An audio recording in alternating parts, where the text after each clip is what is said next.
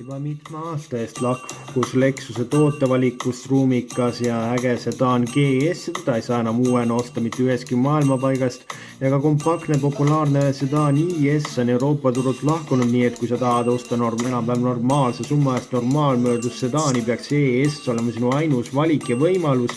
Kuid kui mõelda, et tegemist on tegelikult autoga, mis jagab Toyota Camry'ga sama tehnikat, isegi mootorit ei tundu olevat see auto, mille eest maksta 15 000 eurot rohkem kui Camry eest. Kas see kõik on ikka nii või on vanalial Lexusel mõnedki trikid veel varuks, see selgub nüüd.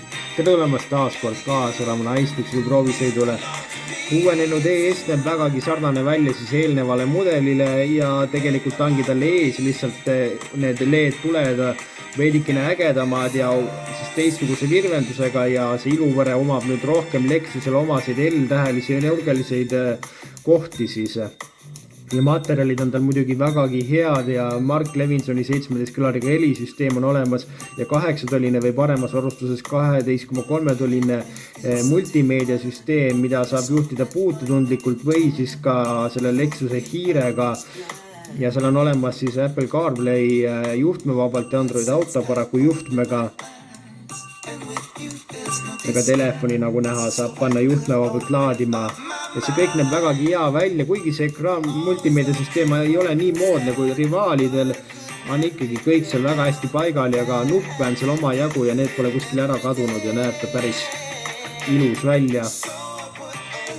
Tagaistujatel on vägagi palju jalaruumi ja ka pearuumi jääb natukene väheks, aga pagasruumi mahub tal 454 liitrit ja Toyota Camry'l on see 540 liitrit ja tema küsib ka enda eest natukene vähem raha.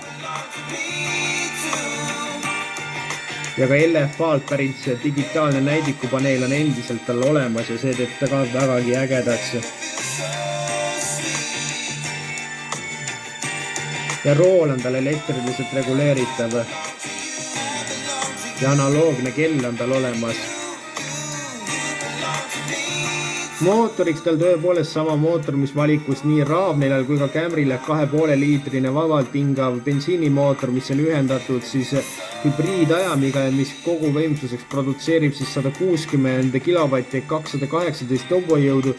0-100 jõuab ta 8,9 sekundiga, mis ei heida talle just head valgust rivaalide hulgas, aga keskmine kütusekulu on tal vaid 5,5 liitrit 100-le.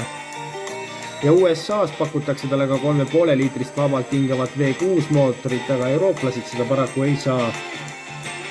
Ja hinnad algavad tal tõepoolest 50 000, nii et ta on üle 15 000 euro kallim kui Camry, kuid samas on ta ikkagi palju ilusama disainiga, samas on tema sõitmine ikkagi veel mugavam, veel veidikene sportlikum kui Camry'l ja tegelikult ei anna neid kahte autot tegelikult ikkagi väga võrrelda ja neid ühendab lihtsalt ühesed siis vanemad võiks nii öelda ja Lexus ES on väga ilus elegantne sedaan ja unistage ära oma igasugused linnatsiibid ja minge ostke endale üks ilus sedaan ja nautige ilusat elu.